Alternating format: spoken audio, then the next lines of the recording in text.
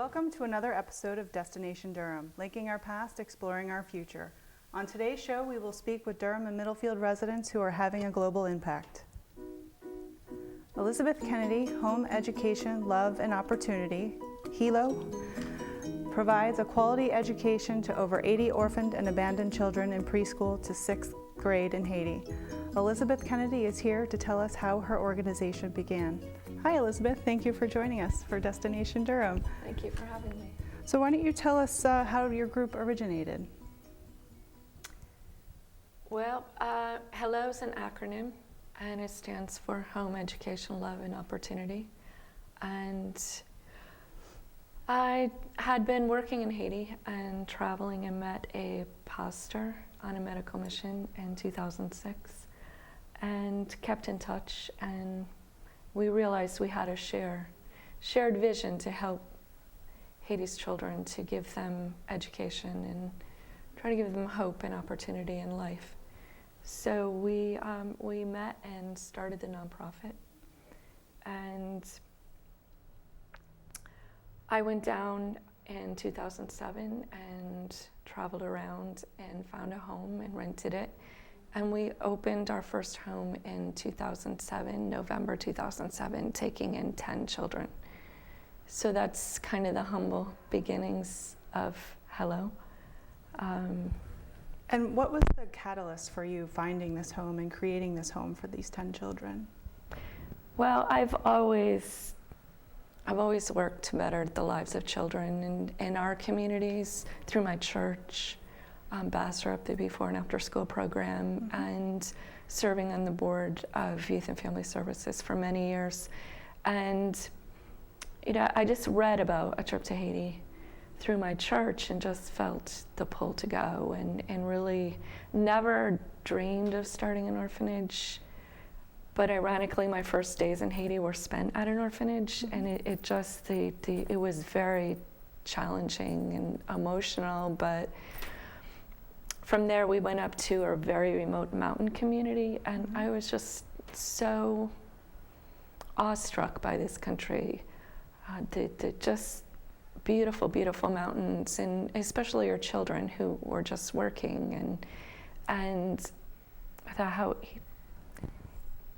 how at the littlest age, why aren't they in school, and learning some very sad facts that so few children can go to school because there are no public schools. You have to pay and buy uniform, and most parents just can't do that. So it was really, I just started traveling and with different organizations trying to see this beautiful country and just find where I fit. So how did you find the area that you're in now? How did you find the need? I was traveling with different organizations, and I went on a medical mission with Monadnock Bible Conference. They're out of New Hampshire. And we worked with this pastor in Lakai. His name's Chauffeurs Beauséjour. And we just connected, and he was always there to help me because I was just learning Creole and working in the pharmacy. So he's just always very helpful.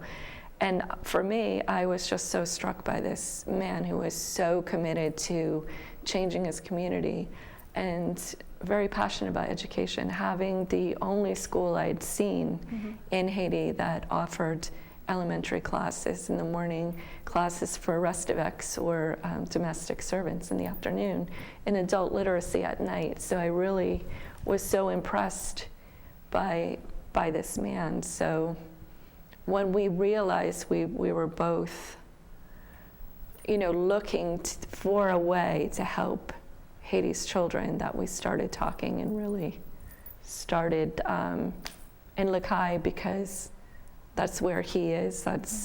And as far as buying property and being in a safe area, it was a very, very big factor. Now, how did all of this come together for you? Because obviously you live here in Middlefield, and how difficult was it to start an organization that's essentially abroad? I couldn't do it without a business partner. And Pastor Fares is my business partner, so he handles all the business in Haiti, and I handle the business here. and we both travel. So I'm in Haiti 5-6 times a year. I bring teams down now, and but really without someone there who I trust explicitly, I wouldn't be able to do what I do. That's wonderful. Now, what are the goals of your organization? Our goals are simply our vision: home, education, love, opportunity, to provide loving homes, quality education, scholastic and vocational.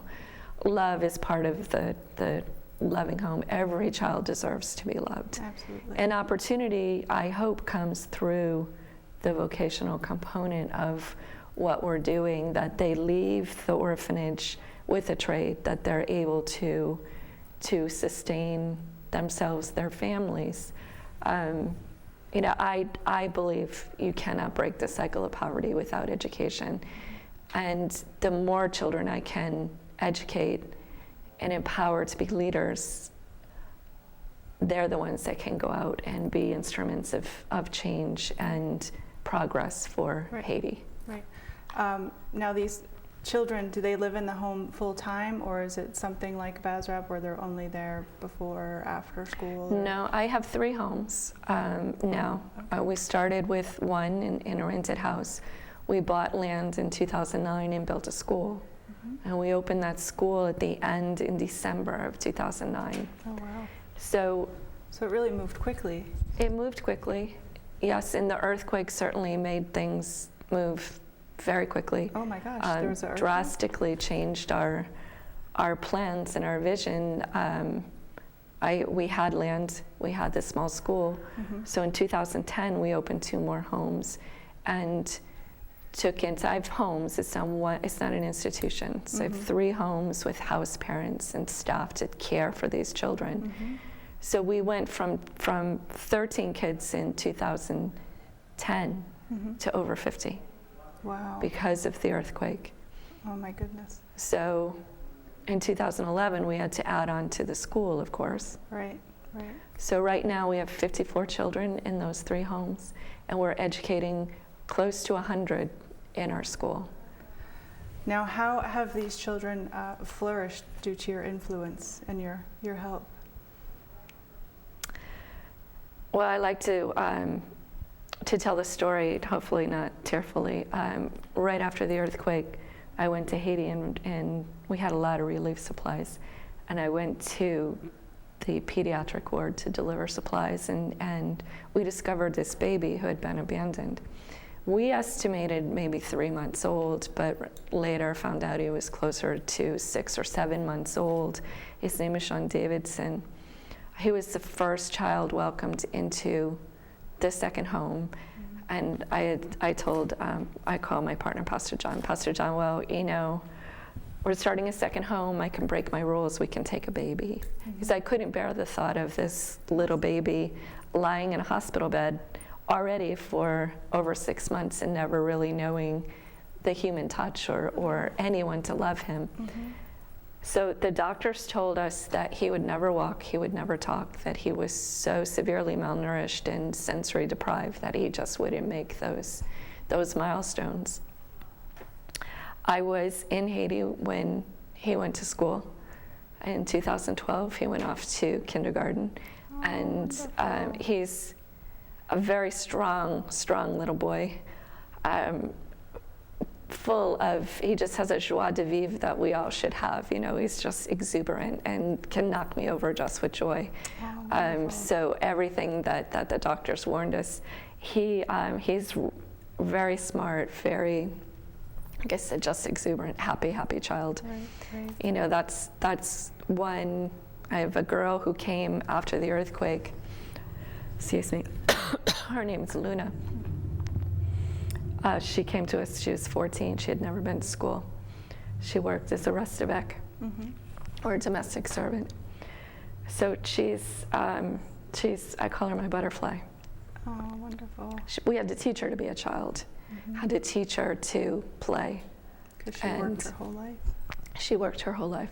So these are children that had no future, really. Well, thank you for sharing those stories. We're going to take a little break, and we'll be right back.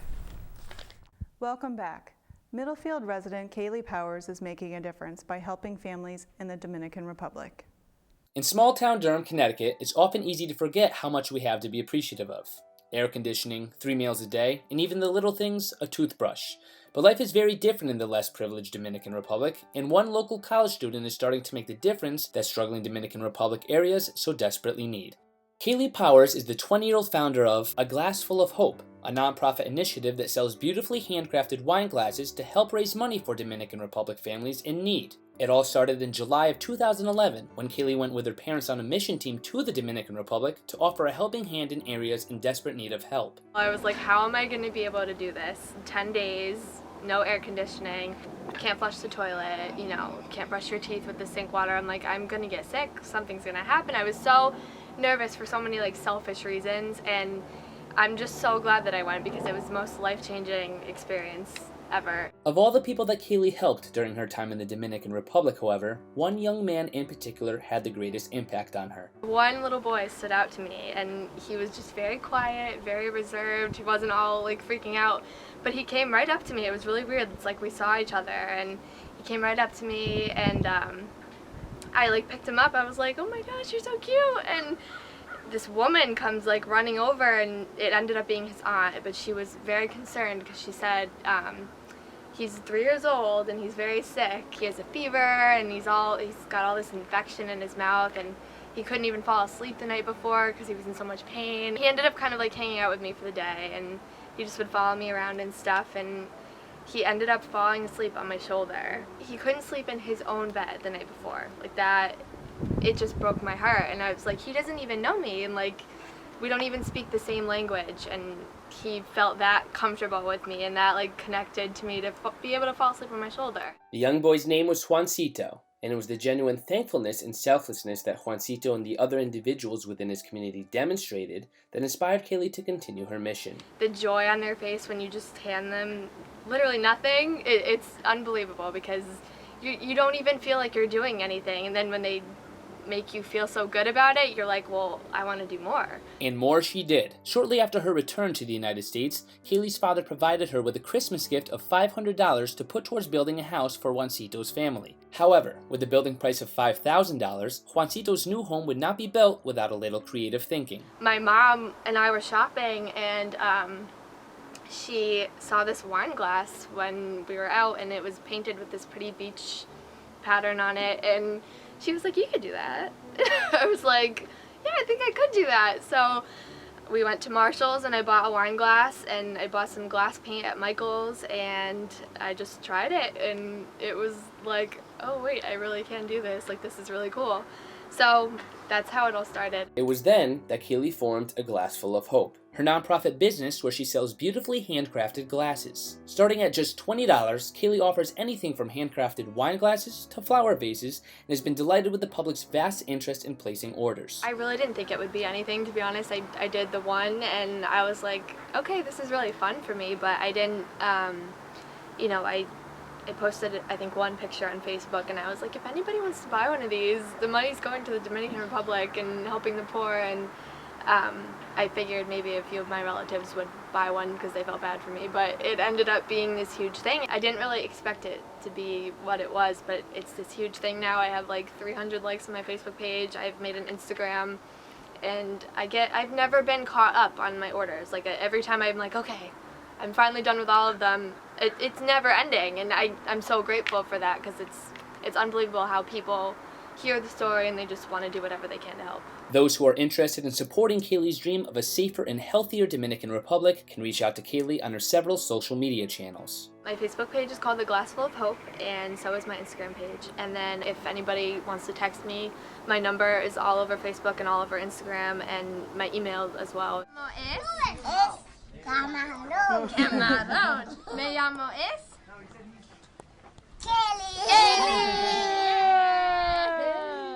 For Destination Durham, I'm Brian McDuff. Say adios. Chico, adios. Great job, Kaylee. More with Elisabeth when we return. We're back now with Elisabeth. So Elisabeth, you're telling us about your program, Hello Haiti. How do you feel that this touches your life and the lives in our community by doing what you do for all these children? Well, for me, my life is filled with purpose, and every day I do whatever I can and do the best I can to improve the lives of these children. I think for people in Middlefield and Durham, you know, it's been really tremendous. Students from John Lyman School all the way to Cognichog get involved, and you know, John Lyman School, Healthy Snacks for Haiti, for I don't know how many years, so many years now, and they collect things for Christmas. And there's students at Memorial who have a birthday party and say, don't bring a gift for me, bring a gift for a child at Hello. And year after year, it's just so touching. Cognichog, the French Honor Society, has sponsored a little girl since 2008. They were one of my first sponsors. Oh, wonderful. So they have a connection with this little girl, and they write letters and they make cards, and it's an opportunity for them to use their French and to get, you know, little notes back from the children at Hello. The Middlefield Federated Church sponsors a child, and the Sunday school kids they do all kinds of things, little things, you know, to support. I have a friend who parks cars for the Durham Fair, and a portion of the parking fees go to Hello. Oh, that's a wonderful idea. The people are just so creative and finding ways to support, and you know, we appreciate everything big and small that people do, and have the community behind us is really awesome. But I think most importantly, what I hope, in addition to learning about Haiti, and you know, another culture, certainly, like Kaylee said, you know, to go to a third world country and to have your eyes opened is very important. But the most important thing is for people to learn that we can all make a difference. And by helping a child you've never met, you're changing a life. And I know there's a saying that if you change the life of a child, you've changed the world forever. So I think that it's so awesome, to have a child in elementary school or middle school or even high school to learn that lesson at such a young age. I just love to imagine what they can accomplish, because I do believe that we all have a part to make the world a better place. And I just truly hope that I can inspire people to know that they can change a life, they can change the world, and like Kaylee, you know, find that part and just go out and do it. Do it. Right. You're not only enriching the lives of the children over in Haiti, but you're allowing us to help them as well, like you said, through the parking of the cars and the fundraising here, and that's important as well. Yes. So if somebody wants to get involved in this organization, how can they go about doing that other than helping you with fundraising, if they actually wanted to go and we have volunteer? a team going down at the end of June. I have another team that will go down at the end of September. I take teams 5 or 6 times a year. So certainly you can, on the website hellohaiti.org, Facebook, Hello Haiti on Facebook. You'll certainly get my contact information to email or message me on Facebook. There's a townwide tag sale at the Middlefield Federated Church on June 6th, so people could donate items, so certainly please come out and shop. So, you know, just we've had so much. We've had pasta dinner, we have pizza dinners, we even made wine, and there was a lot of people that came out for a wine tasting and actually made a barrel of, we call it Hello Vino. So that'll be coming up again in September this year. So you keep posted on our website or our Facebook page and come out and just have that was a really good time. Oh, that's great. Well, thank you, Elisabeth, for sharing your experience with us. Thank you very, very much. To learn more about Hello Haiti, you can visit hellohaiti.org. You may be familiar with the Honduras Children's Project by their chocolate-covered bacon booth at the Durham Fair. This is one way the Proctor family helps the children of an orphanage in Honduras. Here's their story.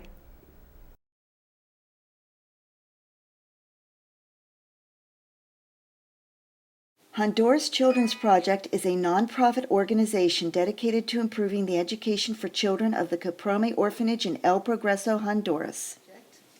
So the name of our project is Honduras Children's Project, and I would like to start by introducing Julia Bishop-Halo, who is a member of the Board of Directors. Marie Wagner is also a member of the Board of Directors. David Proctor is the president of the organization, and I am the treasurer of the organization. HCP provides the children with an educational after-school program and supports the public elementary school they attend. President David Proctor tells us more. The mission of Honduras Children's Project is to improve the education for the 47 children of Caprome Orphanage in El Progreso, Honduras, a small nation in Latin America, one of the poorest nations in the world, has the second highest crime rate of any nation. And these were the problems that we saw when we first got involved with this orphanage 6 years ago. What we wanted to do was really broaden the scope of their education by starting an after-school program in the afternoon for them. So what that involved doing was hiring a school teacher, paying 2 teaching assistants, and furnishing the entire place with supplies. Fundraising projects such as spaghetti and chicken dinners, hosting an annual golf tournament, and the sale of chocolate-covered bacon at the Durham Fair are some of the ways HCP raises funds. 2 board members explain why they chose to get involved with this organization. No other resources for this orphanage, and we also know that everything raised goes directly to the children. There's no overhead. The entire Proctor family, including both sons, Charles and David, have actively participated in this program from its inception. Deb Proctor explains how it all started, with a medical mission trip early in her career. It started over 20 years ago when I was newly married, and we happened to hear an Episcopal priest talk about his work in an orphanage. Having no children of our own at that time, we decided to sponsor a child. Little did I know that this night would be a turning point in my life. Over the next 12 years, the sponsorship kept going. I finished my fellowship, my training, took my first job, had 2 boys, and always wanted to visit Honduras. To learn more about the Honduras Children's Project, visit their website at www.honduraschildrensproject.org. This has been a Destination Durham production.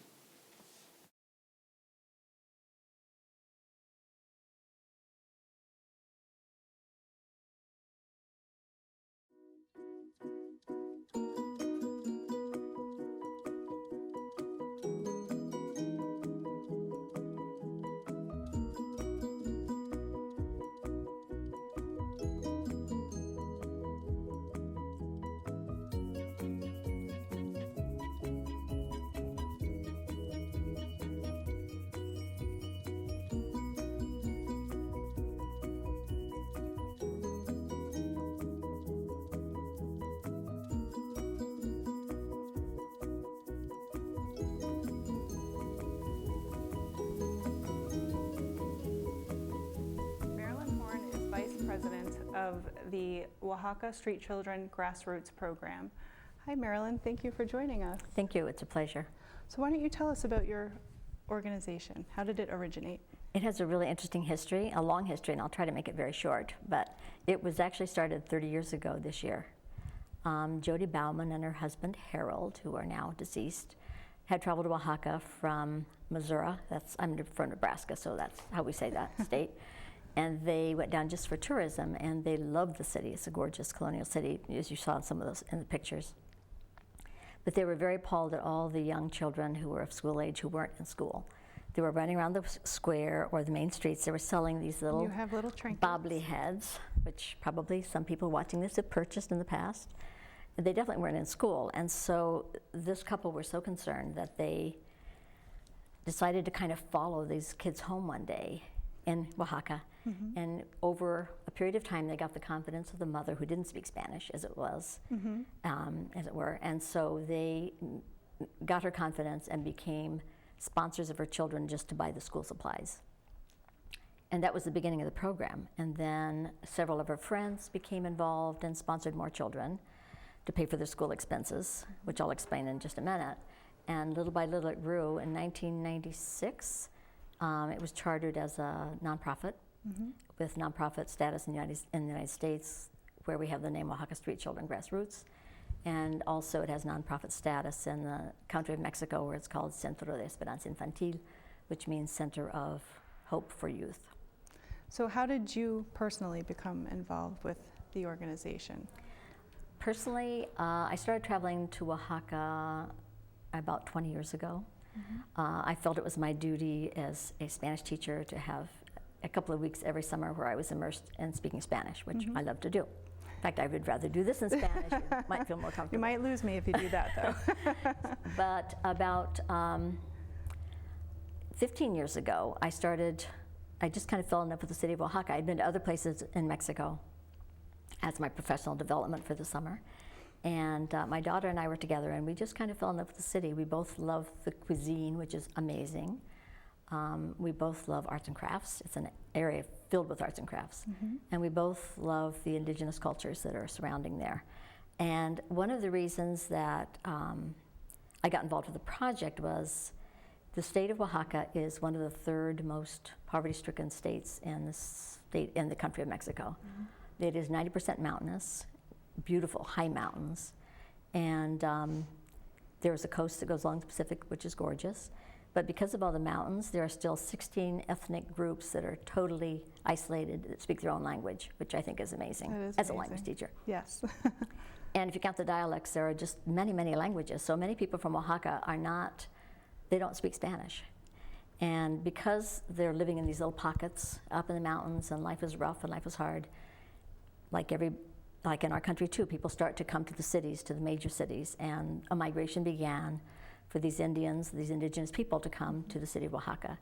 When they got there, their life was worse. They were living in substandard conditions, much like the kids in Honduras and the kids in Haiti, which you've already heard about. No running water in the homes, dirt floors in the homes, and many people sharing the same rooms. And I had just started a Spanish Honor Society in 1999 at Caganchag. And I was thinking it'd really be nice to have some project for these kids so they could really understand the Hispanic culture besides the textbook. And I was in Oaxaca that summer. I picked up a brochure for this program, not knowing anything about it, visited it, and thought, for $150, we could sponsor a child in this program. Well, it's now more than that, but it was $150 at the time.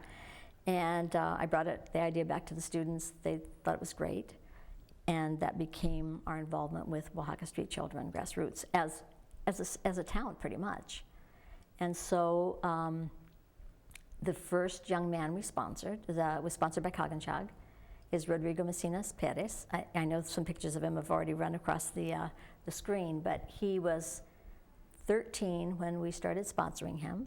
He was going back into third grade. He had to drop out of school because his family could not afford the money for the uniform that's required for public school, the backpacks that are required, shoes that they must have. In fact, there's his mother right there, just on the screen.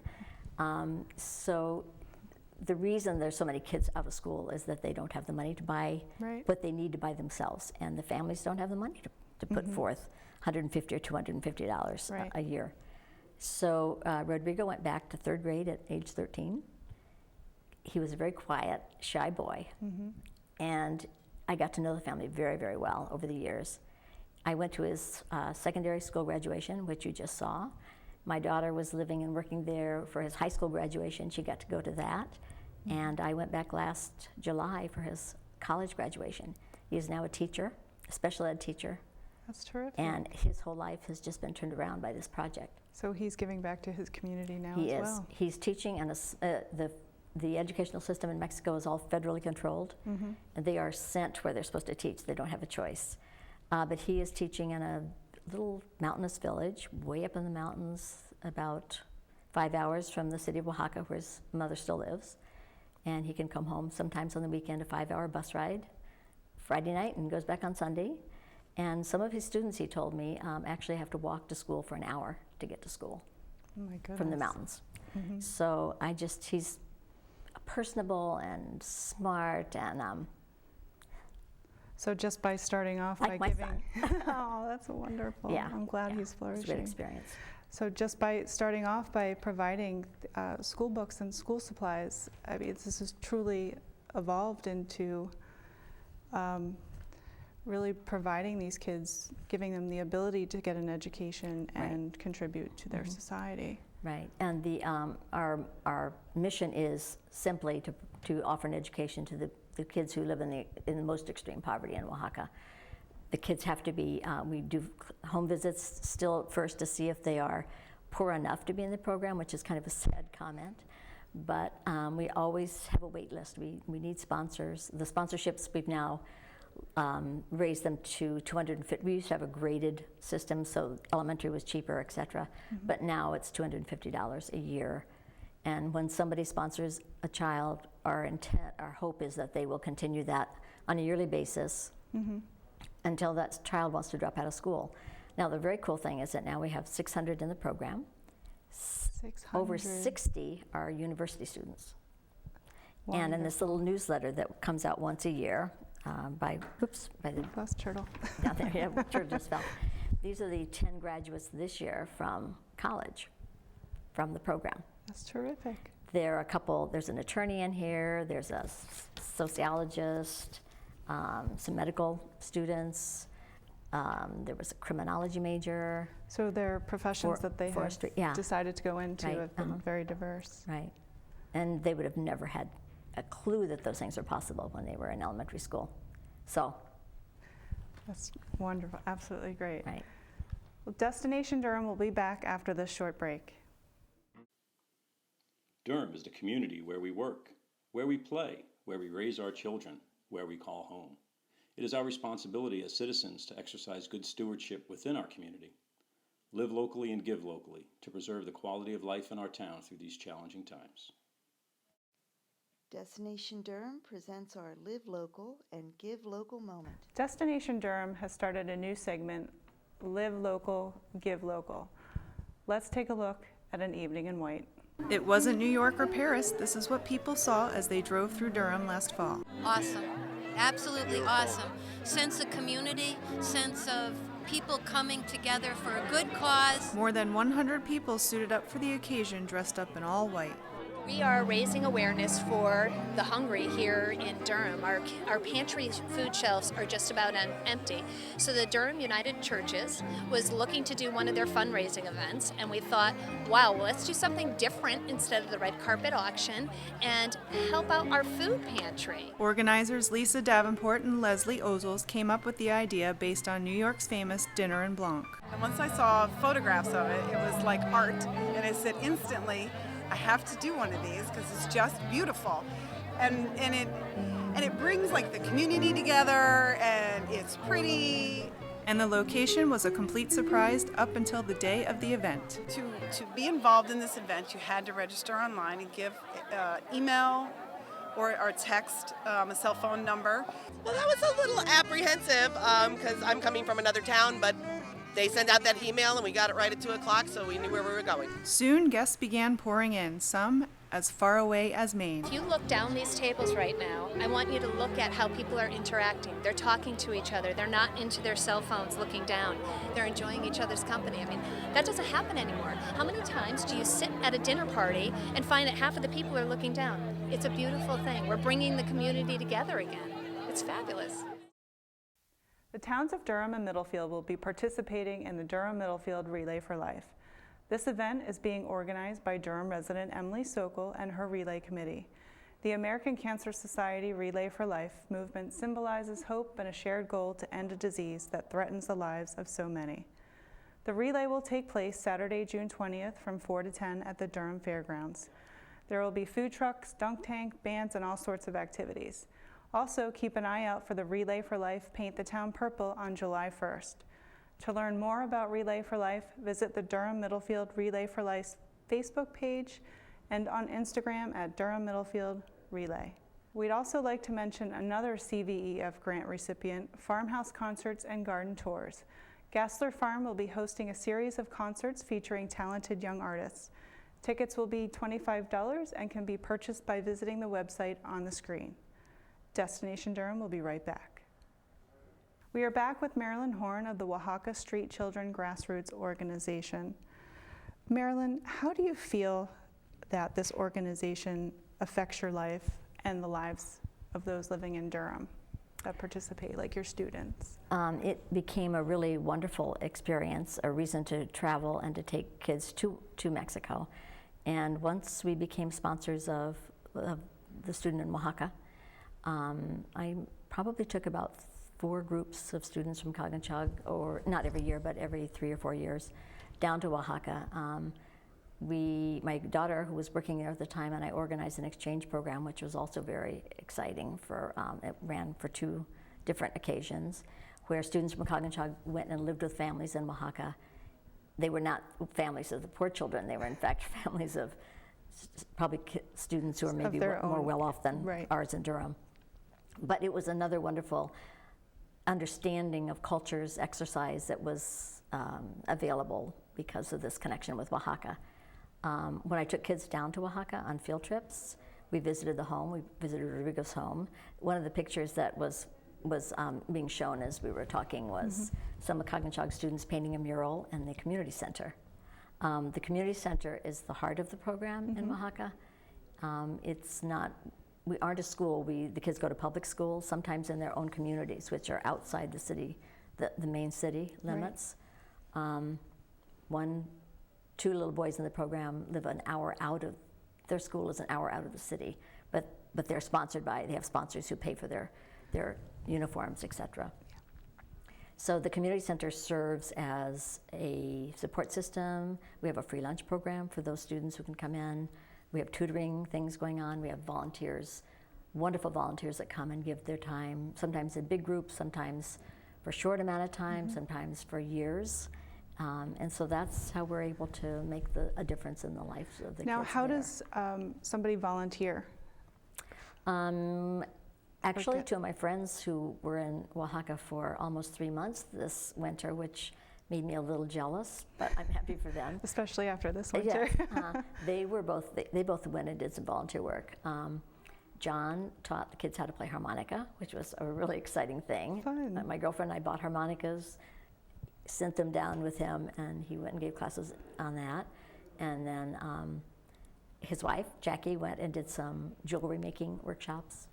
So my daughter and I worked in the kitchen one summer when we were down there just visiting. We worked for 2 weeks just helping make the lunch. So I learned how to peel chayote, which is horrible. Your fingers look like they have almost glue stuck all over them. But it was a great experience because it's all those things that go into making that center a viable thing. You can email them to see if you're coming down for a while. You can pop in and see if they have things for you to do. Now, do you still have Cognachog students that are involved in the program today that still volunteer? I have students that have become very close to the community, and some who have graduated and gone back on their own. Some have done some in-between college work down there. They've done a semester abroad in Oaxaca. So they've continued. And those friendships, especially from the exchange program where they were living in each other's homes, and we hosted children here in Durham too, from Oaxaca. Those friendships have been really fun to watch. So where do you see the organization going in the future? We are constantly trying to make our program grow, but we've come to a point where without sponsors we can't accept new people in the program. So it's really up to us in the U.S. to do what we can for fundraising. Last year I did an event with Perk on Main, with Kaylee at Perk on Main, which was wonderful, and we raised a good amount of money for the community center. And we tried something online. On Facebook we tried a raffle of some pretty cool arts and crafts from the area. So I'm always looking for ideas. So if anybody has any great ideas, they can give me a call. Well, thank you, Marilyn, for sharing your experience with us today. Oh, thank you. If you'd like to learn more about the Oaxaca Street Children Grassroots organization, you can visit the website streetchildrengrassroots.org. We end this broadcast with a look back at a tribute to former First Selectman and State Representative Ray Kalinowski, someone who is very passionate about making a difference. He was just kind. He was a gentleman. I never really saw anything bad about him. He is described as a man of few words, but Ray Kalinowski is not someone people in Durham are about to forget. He was so big. And what I mean by that was he wasn't necessarily a big personality, but he commanded such a presence when he walked into a room. Acting as a first selectman, a state rep, and a Secret Service agent, Ray lived an incredible life of public service, making him a witness to some of the biggest moments in the second half of the 20th century. From the incredible secret flights with Henry Kissinger to set up the China breakthrough, the flights with Richard Nixon to go to China, and then, of course, he was an eyewitness to the unfolding of Watergate. He took his experience on a national level and used it to help guide him while serving here in Durham. When I was town clerk, he became first selectman. And I watched him consider many different ideas and solutions, and some of the ideas were a little crazy. But he taught me that if it's right for Durham, then it doesn't matter if you think it's a little crazy or a little out of the ordinary. And he also taught me that it doesn't matter where the idea comes from. Even if it's not your idea, if someone from the other party or someone from another town brought you an idea, if it was right for Durham, then it was the right thing to do. Ray's love for Durham was evident to anyone who knew him. His support for friends and colleagues just as strong. The time that I was most moved by him was when I had the opportunity to run for public office myself. And he was an amazing mentor. And while she lost the race, Davenport says her friendship with Ray only grew after the campaign. Ray, being who Ray is, he waited a few days, and then he called me. And he's a man of few words. But when we had the conversation, he told me that I was a winner.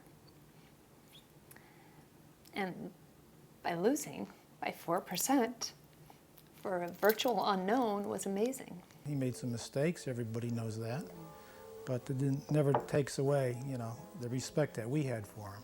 Friends recall his fascinating stories of President Nixon and Henry Kissinger, but they say it's his humility that set him apart. He was always there if we needed him.